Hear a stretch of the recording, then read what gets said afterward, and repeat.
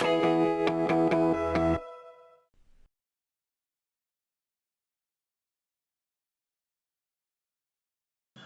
us now talk about the Computer Setup Wizard. This can be launched by clicking on the Setup Wizard icon under the home page of the PowerScaler Studio.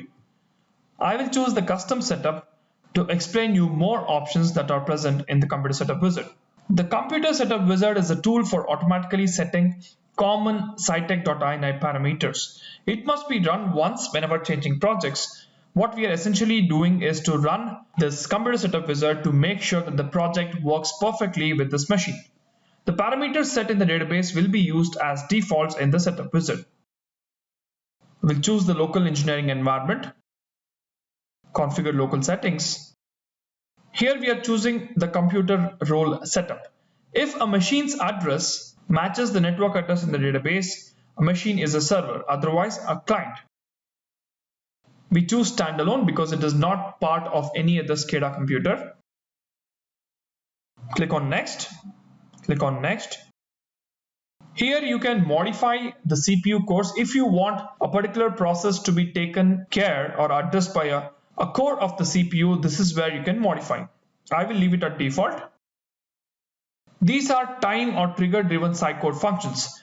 These must be assigned to specific processes. These are not covered here but should be documented by the design engineer if used. These are the startup functions. These are the Scicode functions to be called once on each process startup. Here you set up the server password. The password is used for server processes to communicate between each other. You have to set and document but will not be used outside the server setup. So I've chosen a password here, so I'm going to click on next. Next. Next. Here in the startup page section, be sure to set startup page to something that is relevant. For example, I can choose tag view to be the startup page.